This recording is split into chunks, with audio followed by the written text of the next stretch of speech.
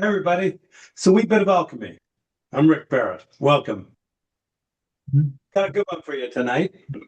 We're going to explore the water element in our Taiji form, and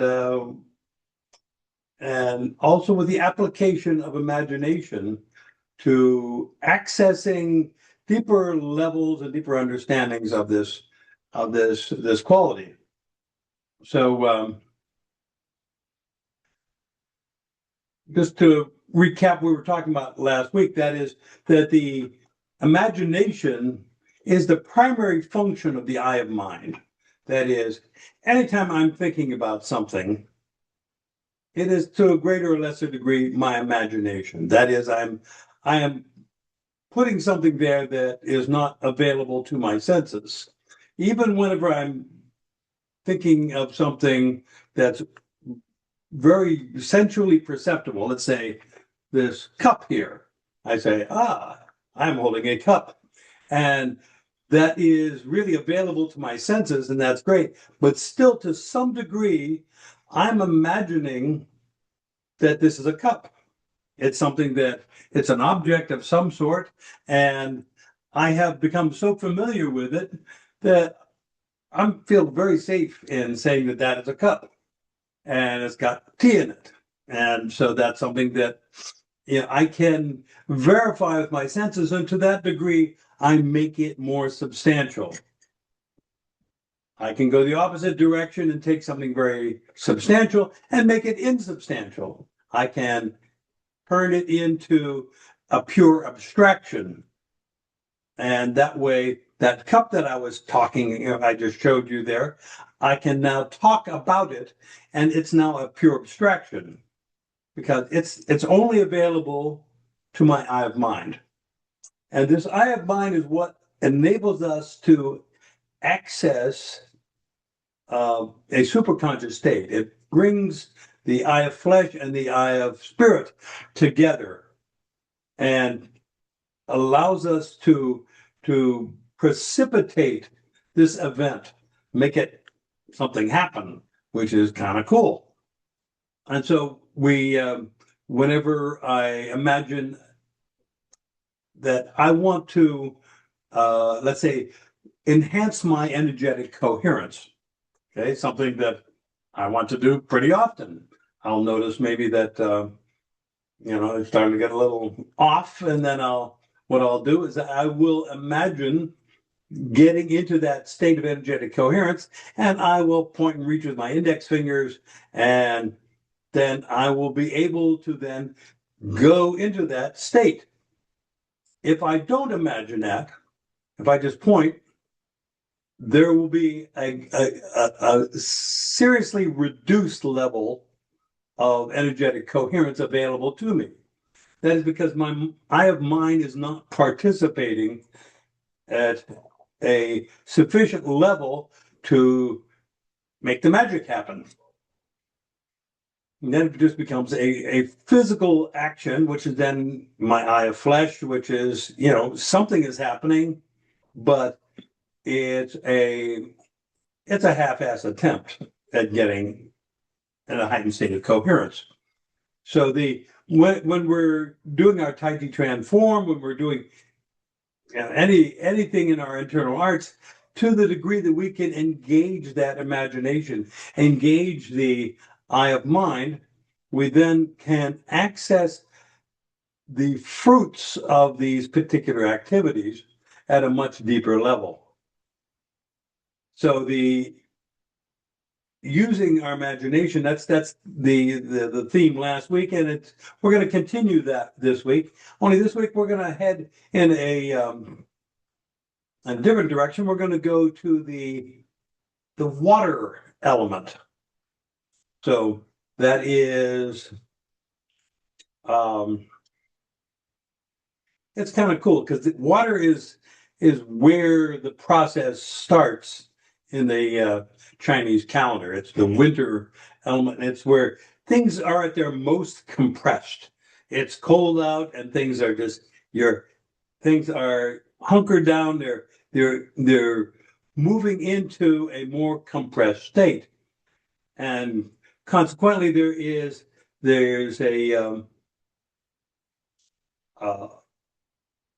a simplicity about the water element. Things are happening. And it's also the source of power. That is that condensation, that maximum yin, that is where you're compressing things down to their smallest form, is where we generate the power from. And so the corresponding idea in the water element is that it is where your Jing, your prenatal Qi is stored in your kidneys. So there's a relationship there between the water element and the kidneys. And this is where the prenatal Qi is stored. Now this is and in the Taoist model, they think of it in terms of where you get the message from the will of heaven is infused into you at conception, and this is where the energy that is going to animate your whole life is then infused. And so at that point, we are using, let me just backtrack here a little bit. And this is all imaginary, okay? These are stories that may or may not be helpful to you. They're helpful to me, and I'm giving you my version of this model, and because it leads us to a really cool place. But so we're using our imagination to draw these correlations, which are not necessarily causally related. That the water and the kidney element and the primordial Qi and things like that. These are all ideas which are coming from a lot of different directions. Master Young Fu Kui, he says it's extra dimensional. That is, things have these relationships are coming from places, and they are locating together, and they all are aspects of something which is much bigger and much more mysterious. And but you can't figure them out logically. They're just something they are relationships which have been observed over the centuries, over the millennia, that we now have this body of information that doesn't fit in with our Western scientific model, but it may be useful to us in creating new opportunities, new ways of looking at things. So we're back to the primordial Qi. This is the stuff, the juice that animates you throughout your whole life.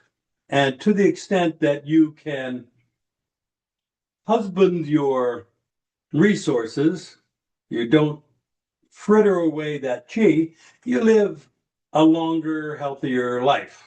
That's the model.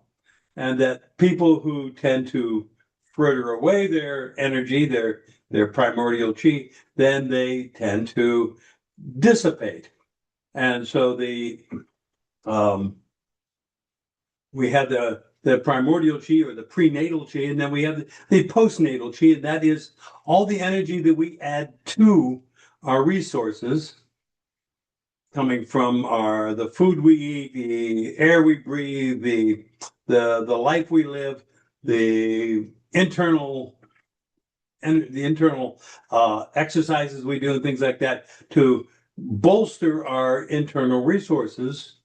And the basic idea is you want to spend the interest, not the principal. That is, the primordial Qi is the principal, and you want to keep that safe in the bank. And then you're adding all these other energies to the system, and you're going to spend that. And if you do that, you'll live longer and healthier. That's the basic theory. That is one that I think it's a great way of thinking about it. So so this water element, we think about it in terms of condensation, of compression, and so the body part that it corresponds to is the densest part of our structure, which is the bones. And it sounds counterintuitive, like how does the bones relate to water? But that's the way it's viewed, and it's the way it works out. So that is, if you are enhancing your qi, you tend to have denser bones.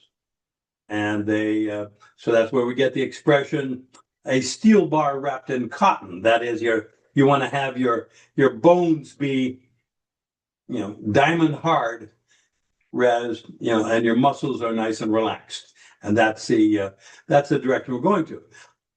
And sort of the Western correlation to this is that as we get older, we are expected to lose bone mass as we age. And that's something that's kind of a given. Unless you do something about it, you are going to lose X% of bone mass every year as you get older. And this fits in with that same idea there, that you have, as your resources dwindle, then your body becomes frailer. Then you start to lose height. You start to shrink. Your body tends to get smaller and smaller as you lose this bone mass, as you lose your substantiality. So your ability to marshal this water energy to kind of turn that around, or at least slow down the process of deterioration, then enables you to function at a higher level as you get older. The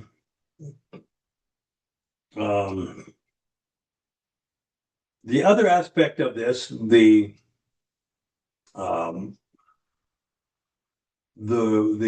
aspect of spirit that is associated with the kidney and with the water, is the jur, which is spelled Z-H-I, and it is translated as will. So your ability to use your will to make stuff happen is proportional to your available resources. The amount of energy, the amount of power that you have will affect your ability to will things, make things happen. And very simple definition of will, is, as far as I see it, would be that I want to do something, I do it. That's will. I imagine lifting my right arm, and I use my will to lift my right arm, and boom. And we can do that with anything. If I'm imagining, like, I'm feeling hungry, and I'm saying, imagine what kind of food would I want to eat, and then I imagine what steps I would take to make that happen. And this is my execution of my will as I do this. So the Chinese model, the Taoist model, is that we get the will of heaven, which is imprinted on our primordial qi, our jing, and we, to the extent that we can actually resonate with that, we are then able to unfold our destiny. And that it is, in that model, it's our job to recognize what our destiny is and pursue it, to actually go through the steps necessary. That is, we use our jur, our will, in order to make that happen. So that's the aspect of spirit that relates to this. There's one other thing. The emotion of the kidney is fear. And so kidney is this dance between, I guess you could say, love and fear. If we are feeling fearful, it indicates a certain level of powerlessness, and we're feeling threatened. And to that extent, there is a lack of that power. And if we then transmute that fear using our will, we transmute it into, say, love. We're then changing the non-coherence of fear into a more coherent state of love. And this is something, it's a little dance that we do. And people have different reactions to fear. Some people use it to contract and go away. Other people feel the fear and then they compensate by doing outlandish things just to be able to say, you don't own me, fear. And but there is a medium ground there that we can find where we do this little dance so that we are resonating with our essence, our Jing.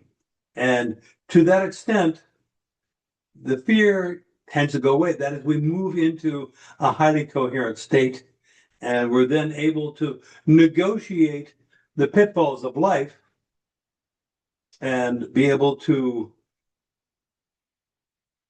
move in a direction that feels more rewarding, more fulfilling, more in accord with our nature. So that's the overview, the nickel version of the kidney water jur idea there. Bones. And so by bolstering any aspect of this, we kind of help everything else out. That is, if you can give your bones an opportunity to feel more substantial, then with that comes a certain confidence, with that comes a certain degree of power, which then feeds your will. It feeds your jur. It also allows you to control your fear. And it allows you to be able to resonate more freely with your essence, with your destiny. So each of these things has a